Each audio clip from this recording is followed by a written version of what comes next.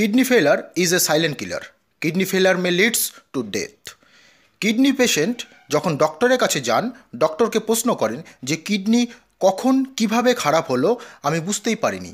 এই সমস্যা কোনো একজন পেশেন্টের ক্ষেত্রে যদি হয় এমনটা নয়, তবে এই টপিকে এই ভিডিও আজকে ক্রিয়েট করা হতো না। কিন্তু 50% পেশেন্ট এই সমস্যার জন্য এই ভিডিও আজকে ক্রিয়েট করা হচ্ছে, যাতে ভিডিওটি সকলের কাছে পৌঁছায় এবং কিডনি সমস্যা থেকে বাঁচতে পারা যায়। নমস্কার, বেঙ্গলি কিডনি কেয়ারে আপনাকে স্বাগত। প্রথমে জানতে হবে কিডনি ফেলার হলে বডিতে কি কি চেঞ্জ আসে। অনেকেই আমরা জানি যে কিডনি বিন শেপ হয়, ব্রাউন কালার হয়, পিঠের পিছন সাইডে কোমরের উপরই থাকে।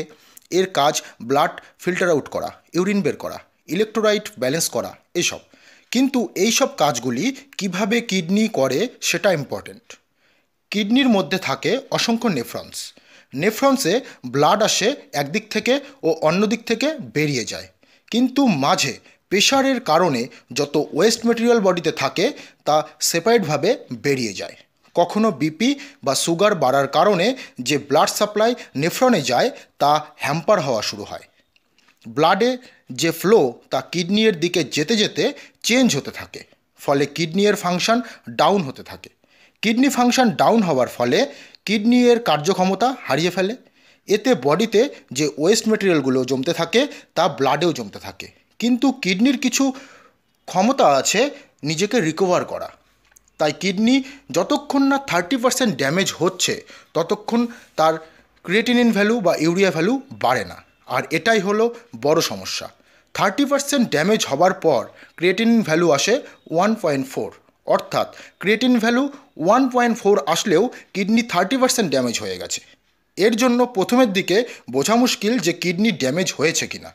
এছাড়াও ব্লাডে এক্সট্রা টক্সিক্স মাত্রা যতক্ষণ না বাড়ছে ততক্ষণ পেশেন্টের কোনো সিমটমও আসে না। অনেক পেশেন্টের দেখা গেছে ক্রিয়েটিনিন ভ্যালু 1, 2 বা 3 পর্যন্ত উইকনেস আসে না, হিমোগ্লোবিন ডাউন হয় না, সোয়েলিং হয় না। কিন্তু ক্রিয়েটিনিন ভ্যালু যখন 4 বা 5 টাচ করে তখন বডিতে weakness, swelling, haemoglobin down, allergy এসব লক্ষণ দেখা দেয়। এভাবে সাইলেন্ট কিল করতে থাকে কিডনি। এখন প্রশ্ন হলো, সাইলেন্ট কিলারকে কেমন করে বুঝতে পারবেন? কিডনির সমস্যা শুরু হলে ইউরিনে চেঞ্জ আসবে। নর্মালি দেখবেন ইউরিনে একটু ফেনা ভাব হয়, তবে কিডনি সমস্যা হলে ইউরিনে সেই ফেনা ভাব চেঞ্জ হয়। সাধারণত মনে হবে সার্ফ গোলা বা সাবান গোলা জলে যেরকম ফেনা হয় অনেকটা সেম প্রক্রিয়ার ফেনা লক্ষ্য করা যায় বা ফেনার ঝাঁক লক্ষ্য করা যায়। এই অবস্থায় আপনি একটি সিম্পল টেস্ট করুন।